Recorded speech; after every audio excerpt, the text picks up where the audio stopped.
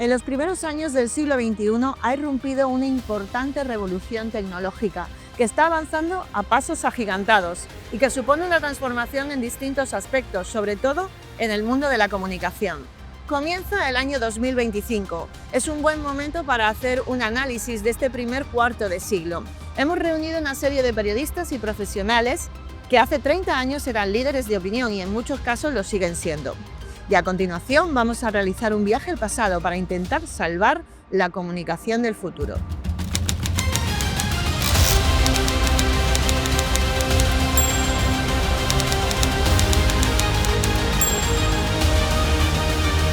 Antes había también muchos medios, evidentemente, cada uno con su editorial, con su forma de publicar, pero claro, seguían las premisas del buen periodista o de lo primero que te dicen, ¿no? Y es la noticia que sea veraz. Y antes era un ir y venir de personas, buenos días compañero, ¿cómo está? Escuchabas a deportes, escuchabas informativos. Estaban hechos muy compartimentos estancos, pero luego se ha ido todo fusionando y cambiando, y con la llegada de internet mucho más, porque hoy en día un periodista tiene que saber escribir un texto, hacer un vídeo, hacer un podcast. Las páginas web de los periódicos, por ejemplo, ya son a ratos son tele, a ratos son texto. Las radios tienen su página web en la que hay que escribir como se escribe en un periódico, es decir, todo se ha fusionado mucho. La imprenta hemos estado seis siglos y sin embargo la revolución tecnológica ha cambiado todo en apenas 30 años. El fenómeno de la comunicación, que es que alguien le cuente algo que le interesa, le acompaña, le emociona a otro o a otra, sigue siendo exactamente el mismo fenómeno. La comunicación va a seguir existiendo y la necesidad de información también. Ahora tenemos que enseñar y volver a aprender en este nuevo contexto tecnológico cómo buscamos esa información veraz, cómo buscamos a esos comunicadores de calidad. Ha habido pues un retroceso en lo que se refiere a la calidad del trabajo y a la calidad, digamos, del empleo. Yo no reconozco la profesión, la verdad. Ni me reconozco yo ni la reconozco, ¿no? Porque, sobre todo para mi gusto, lo que es peor, lo que ha cambiado para peor, es que está despersonalizada, ¿no? El comunicador o la comunicadora era fundamental en un programa, no el periodista, que puede ser redactor, redactora, un lenguaje informativo, la objetividad, no. La comunicación, lo que es contar cosas y que a la gente le interese lo que tú cuentas, eso ha desaparecido, casi por completo, ¿no?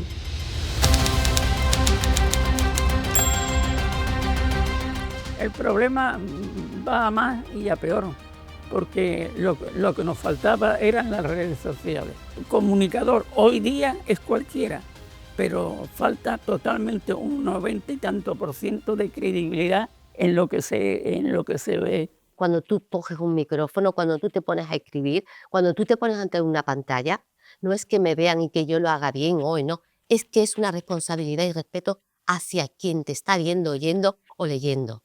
Eso hay que tener conciencia. Eso, lo primero, conciencia y responsabilidad. Hay quien confunde las redes sociales como medios de informativos, como medios para informar, y los profesionales se impondrán a los fake news, a los aficionados, a la gente que opina, con faltas de ortografía, que me parece una cosa brutal, ¿no?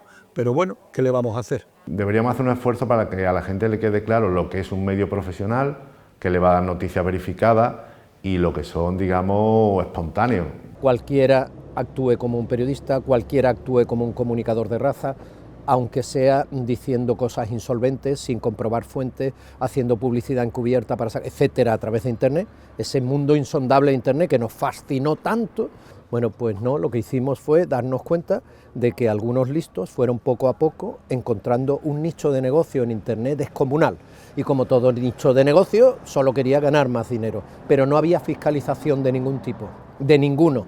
Establecía entonces un agravio comparativo enorme con los medios tradicionales, los periódicos de papel, da igual que sean los periódicos de papel en digital, los periódicos de verdad, las radios de verdad, las televisiones de verdad, que sí tienen que cumplir las leyes y sí se les penaliza si tienen publicidad ilegal, se les penaliza si están insultando por racismo o si no están dando a la mujer su sitio en un espacio, etcétera. Sin embargo, en Internet todo nos parecía maravilloso y como setas, obviamente, los oportunistas florecieron. Ahora mismo parece que todo es información, pero la mayoría de esa información o supuesta información que circula por las redes sociales pueden ser noticias falsas, bulos, como de hecho la mayoría son. Hay estudios ya que nos dicen que hoy día los ciudadanos consumen más noticias falsas a través de las redes sociales, lógicamente, que noticias ciertas, o sea, noticias verdaderas, contrastadas, etc. Que las redes sociales han venido a transformar la comunicación, sin duda. Que las redes sociales han venido a mejorar la comunicación y sobre todo a darnos a conocer nuevas formas de comunicación, nuevos beneficios de la comunicación, sin duda, eso está ahí. Ahora bien, las tecnologías de la comunicación y la comunicación misma no se puede entender al margen nunca del contexto social y político en el que se desarrollan. Y desde mi punto de vista lo que está ocurriendo es que estamos asistiendo en este momento a una especie de crisis de la democracia que, digamos, están generando un clima de crispación política que evidentemente no favorece el desarrollo armónico de las redes sociales ni de ninguna otra fórmula de comunicación. Yo creo que estas redes virtuales forzosamente tendrán que ir evolucionando y cambiando, fundamentalmente porque no siempre van a tener el apoyo económico que en estos momentos tienen. Son muchos los aspectos que debemos analizar para conocer bien qué está pasando en estos últimos años en el mundo de la comunicación. Pero uno de los aspectos más peligrosos es la desinformación, la aparición de bulos de forma masiva.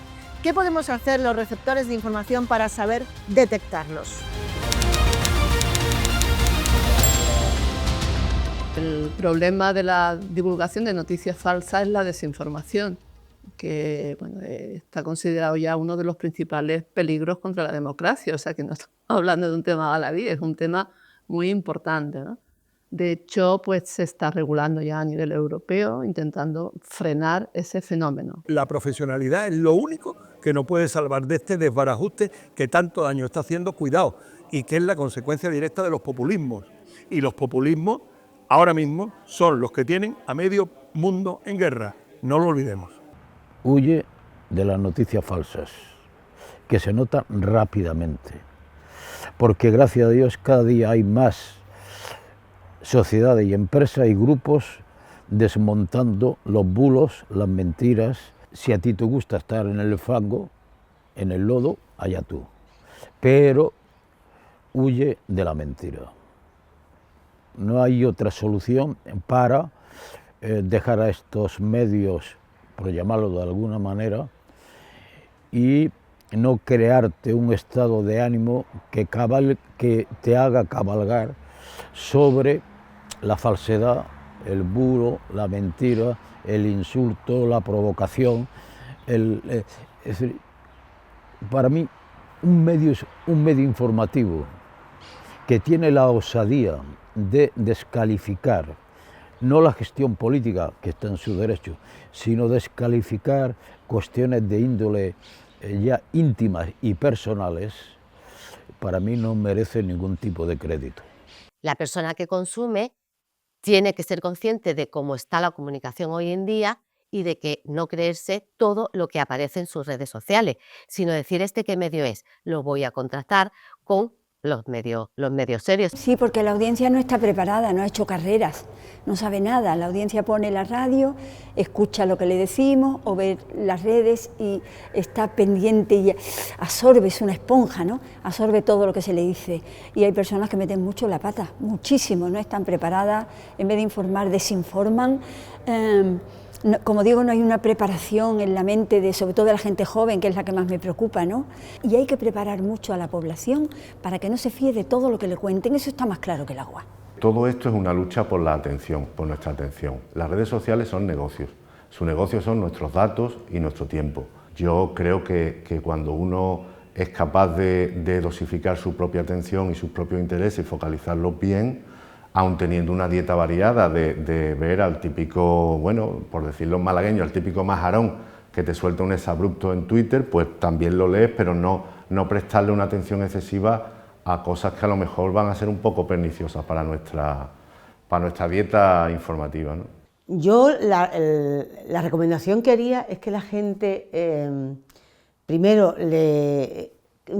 todo lo que nos proponen que veamos, programas de televisión, de radio, lecturas, etcétera, que veamos quién está detrás, o sea, quién la produce, quién la emite, quién la protagoniza, quién la presenta, que sepan de esas personas de las que nos creemos sus historias. Y yo empiezo a trabajar con la inteligencia artificial y me dio pavor. Y ahora veo cómo se está extendiendo como la pólvora, no solamente la imagen, sino el texto. Y entonces veo que la inteligencia artificial es un bien extraordinario, pero es un peligro extraordinario también. Que esas personas tomen medidas y después el ser humano que tiene la capacidad, donde huele a sangre, muerde. Una vez más, para intentar encontrar la verdad en las noticias debemos acudir a la educación. La educación no solo en los niños, sino también en los mayores, lo que se llama la alfabetización mediática. Solo se hace con algo que ya tiene un nombre, que es alfabetización mediática. Debiera incorporarse a las escuelas. Tenemos que generar hambre de información veraz en nuestros hijos y tenemos que generar la capacidad en nuestros hijos que ya tengan ese hambre de comunicación. Tenemos que generar la capacidad para discernir cuál puede ser una fuente solvente, qué es en realidad un periódico, qué es en realidad una radio en condiciones, cuál es el valor de un comunicador que está trabajando desde su trayectoria para ser un comunicador de calidad, etc. Eso es alfabetización mediática. Cuando se llama a los chavales de hoy nativos digitales, cometemos quizá un error en la semántica, en el significado de ese término, porque parece que al ser nativos digitales han aprendido desde bebés a enfrentarse a Internet a través de las herramientas de las que disponen, y no es verdad. Saben tocar los botones, pero en absoluto saben a qué abismo se están enfrentando. No saben reaccionar ante un bulo, no saben reaccionar ante una persona que les diga que es su amiguito de 9 años y puede ser una persona nefasta, extraña de 60 que busca otra cosa. No saben cómo tienen que decir sí o no cuando les piden el número de identificación de su padre o de su... No saben que el delito que puedan cometer cuando están con la pantallita, si son menores de 14 años, directamente va a caer en su familia y va a llegar un día un policía a casa. Y si son mayores de 14 años, van a acabar en un correccional hasta los 18. No saben nada de eso. Luego, cuidado con los nativos digitales. No son nativos nada más que en el hecho de tener el aparatito en la mano. Las escuelas no pueden plegarse ni rendirse al electrónico, por ejemplo, sino que hay que escribir a los niños la caligrafía, la aritmética y hacerles razonar, quitándole protagonismo al ordenador, que es lo que está acabando con la formación integral del adulto. Y la única forma de frenarlo es desde los medios de comunicación, si realmente se implican, abandonan la polarización y hacen su función social, y también con la educación, la alfabetización mediática. Esto es fundamental, que los niños desde pequeños aprendan a distinguir qué es una noticia, cómo los periodistas y qué hay que exigirle a un periodista para hacer información, ¿no? Y tengan la capacidad de discernir qué es verdadero y qué es falso, porque bueno, las redes están ahí, es muy difícil ponerle puertas al campo, aunque hay algunos intentos en algunos países, incluso se están suprimiendo algunas redes sociales, que no acatan, digamos, la legislación de esos países. Y bueno, hay que poner un poco de orden. Hay que poner un poco de orden porque el peligro de la desinformación es tremendo. Yo invito a que alguien retome la experiencia de lo que es leerse un periódico en papel tranquilamente 20 minutos, no hace falta estar todo el día, con un café, o escuchar un informativo de radio o una tertulia tranquilamente, o ver un buen documental tranquilo, sin darle al botoncito de acelerar y sin estar mirando el móvil.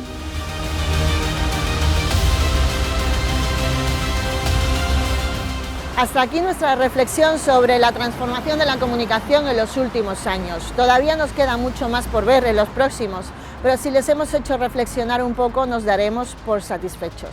Que seamos más responsables a la hora de emitir y de consumir información. Muchas gracias y hasta siempre.